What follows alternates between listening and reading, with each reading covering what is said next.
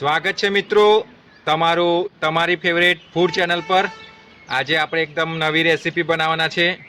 તો એના માટે આપણને જોઈશે અહીંયા પાલક, આદુ અને બહુ બધા લીલા મરચાં। તો સૌથી પહેલાં આપણે પાલકને ધોઈ નાખી છે, મરચાંને પણ ધોઈ લીધા છે અને આદુને પણ ધોઈ લીધો છે। તો હવે આપણે મિક્સી જારમાં આ બધાને ક્રશ કરી લેવાના છે। તો મિત્રો આપણે એક મોટું મિક્સી જાર લીધું છે, એમાં આપણે મરચાં ઉમેરી લેવાના, આપણો આદુનો ટુકડો, સાથે આપણી પાલક પણ ઉમેરી લેવાની અને 1 ચમચી મીઠું ઉમેરી લેવાનું। તો આપણે એકદમ ફાઇન પેસ્ટ બનાવી લેવાની છે। તો મિત્રો પાલક, મરચાં અને આદુની ફાઇન પેસ્ટ તૈયાર છે અને આને બનાવવા માટે આપણે 1 કપ પાણી પણ ઉમેરેલું, જે આપણે બતાવવાનું ભૂલી ગયા છે। તો જો આપણે આવી પેસ્ટ તૈયાર કરી લેવાની છે। મિત્રો આપણે આજે એક નવી રેસીપી બનાવવાના છે। તો સૌથી પહેલાં આપણે 2 બટાકા લઈ લેવાના છે અને બટાકાને બાફી લેવાના છે।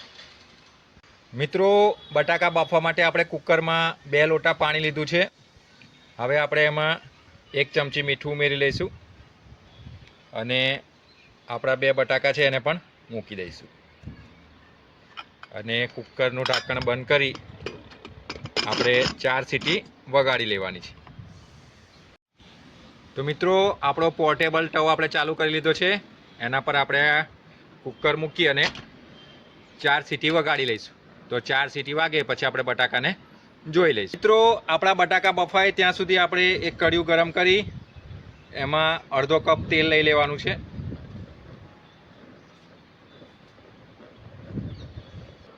તો મિત્રો આપણું તેલ ગરમ થઈ ગયું એટલે આપણે 1 ચપટી જેટલી હિંગ ઉમેરી લઈશું,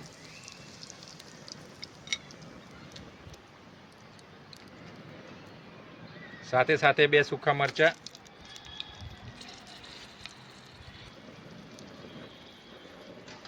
પછી આપણે એમાં બનાવેલી ગ્રેવી ઉમેરી લેવાની છે, એટલે કે પાલક, મરચાં અને આદુનું જે પેસ્ટ બનાવ્યું હતું તે ઉમેરી લેવાનું આપણે।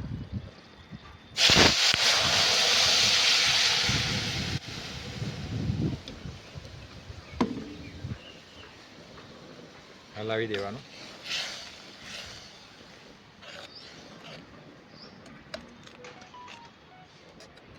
તો મિત્રો બીજા કોઈ મસાલા આપણે આ સબ્જીમાં ઉમેરવાના નથી, એટલે આપણે લીલા મરચાં વધારે લીધા છે અને મીઠું આપણે 1 ચમચી પહેલાં પણ નાખ્યું હતું ગ્રેવીમાં અને બટાકા બાફતી વખતે પણ, એટલે મીઠું આપણે એકદમ છેલ્લા ઉમેરીશું।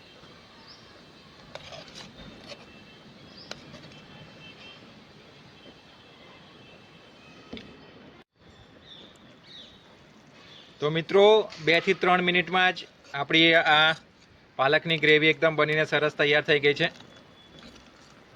જો આને વધારે કશું કરવાની જરૂર નથી કે બીજા કોઈ મસાલા આપણે ઉમેરવાની જરૂર નથી, માત્ર લીલા મરચાં અને આદુમાં જ બનતી હોય છે। બસ હવે આપણે આને ઉતારી લઈશું અને આની સાથે આપણે બાફેલા બટાકા ઉમેરી લેવાના છે।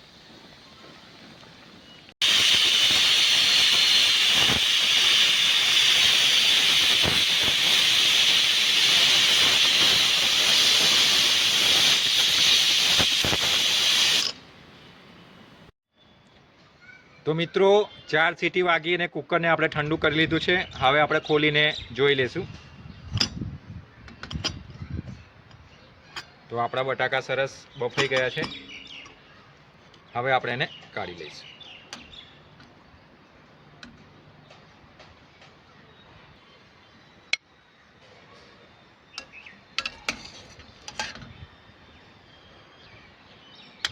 તો બટાકા ઠંડા થાય પછી આપણે એની છાલ કાઢી લેવાની। ગરમમાં કરશો તો હાથમાં દાજી જશે, એટલે ઉતાવળ નહીં કરવાની। બટાકા ઠંડા થાય પછી છાલ કાઢવાની અને એનાથી શું થશે કે છાલ પણ જલ્દી નીકળી જશે। તો હવે આપણે બટાકાની છાલ કાઢી અને એના ટુકડા કરી લઈશું। તો મિત્રો આપણા બટાકા ઠંડા થઈ ગયા છે અને હવે આપણે એની છાલ ઉતારી લેવાની। જો ઠંડા થાય ને પછી એની જાતે જ આવી રીતે કટ થઈ જાય, છાલ નીકળવાની સરળતા રહે, આવી રીતે જો। તો ઠંડા થયા પછી છાલ એકદમ સરળતાથી નીકળી જાય। તો આવી રીતે આપણે બંને બટાકાની છાલ ઉતારી અને એને કાપી લઈશું.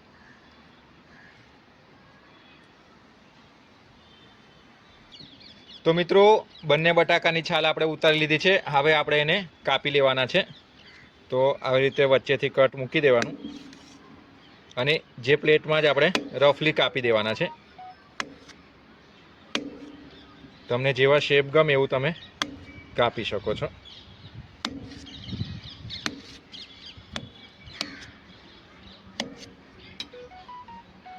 આપણે અલગથી પ્લેટ બગાડવાની કંઈ જરૂર નથી. આપણે આને ગ્રેવીમાં જ ઉમેરવાના છે, એટલે શેપ ગમે તેવો હોય ચાલશે.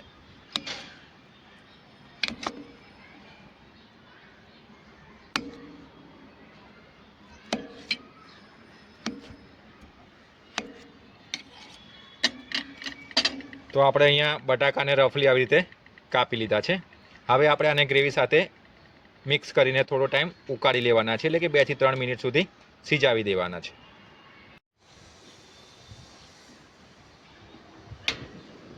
તો આપણે ગ્રેવી ઓલરેડી બનાવીને તૈયાર હતી, એને આપણે ગેસ પર મૂકી દીધી છે થોડી ગરમ કરવા. ગ્રેવી થોડી ગરમ થાય એટલે પછી આપણે એમાં બાફેલા બટાકા જે કટ કર્યા છે તે ઉમેરી લેવાના છે. તો મિત્રો આપણી ગ્રેવી ગરમ થઈ ગઈ છે અને આવી રીતે પરપોટા થવા લાગે એટલે આપણે એમાં આપણા બાફેલા બટાકા જે કાપ્યા હતા એ આપણે ઉમેરી લેવાના છે. તો આ રેસીપીમાં આપણે ખાલી મીઠું, લીલા મરચાં, આદુ અને પાલક જ વાપરીએ છીએ અને થોડી હિંગ. સૂકું મરચું, હળદર કે બીજા કોઈ ગરમ મસાલા વાપરતા નથી. અને આ જે રેસીપી છે ને એકદમ ટેસ્ટી અને એટલી સરસ બને છે ને, એકવાર તમે બનાવશો ને તો અને વારે ઘડે બનાવશો. હવે આપણે આને 2 થી 3 મિનિટ ઢાંકી અને સિજવી લેવાના છે. તો મિત્રો હવે આપણે એને ઢાંકી અને 2 થી 3 મિનિટ સિજાવા દેવાના છે. તો મિત્રો 2 થી 3 મિનિટ થઈ ગઈ છે અને આપણી બટાકાની એકદમ નવી રેસીપી બનીને તૈયાર છે. જો છે ને આજુબાજુથી એકદમ તેલ છૂટું પડી ગયું છે જો. અને ગ્રેવી પણ આપણી એકદમ સરસ ઘટ થઈ ગઈ છે. તો એક વખત આ રેસીપી જરૂરથી ટ્રાય કરજો. આ રેસીપી મોટાભાગે પૂરી સાથે ખાવાની ખૂબ મજા આવતી હોય છે, પણ આપણે પૂરી નથી બનાવી એટલે આપણે આને રોટલી સાથે સર્વ કરીશું. તો વિડીયો સારો લાગ્યો હોય તો લાઈક કરજો, કોમેન્ટ કરજો અને શેર જરૂરથી કરજો. ચાલો હવે આપણે આને પ્લેટિંગ કરી લઈએ. તો મિત્રો આપણી બટાકાની એકદમ નવી સબ્જી બનીને તૈયાર છે, જેમાં બિલકુલ ઓછા ઇન્ગ્રીડિયન્ટ સાથે એકદમ સરસ ટેસ્ટ આવતો હોય છે. તમે એકવાર આને જરૂરથી ટ્રાય કરજો અને એકવાર તમે આને બનાવશો ને એટલે વારે ઘડીએ બનાવશો, એની ગેરંટી છે. એકદમ નવી રેસીપી છે, તમે જરૂરથી ટ્રાય કરજો.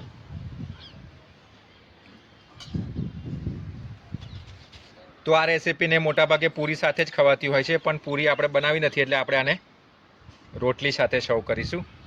તો તૈયાર છે આપણી બટાકાની એકદમ નવી રેસીપી. તમે એકવાર જરૂરથી ટ્રાય કરજો, એકદમ ટેસ્ટી બનતી હોય છે.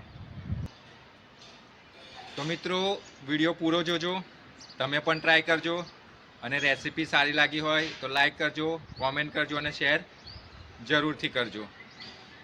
હું તમારા માટે ખૂબ મહેનત કરીને નવી નવી રેસીપી લાવી રહ્યો છું, તો સપોર્ટ કરજો અને ચેનલને જરૂરથી સબસ્ક્રાઈબ કરજો. તમારા સપોર્ટની આપણને ખૂબ જરૂર છે. મળીશું આપણે બીજા વિડીયો સાથે.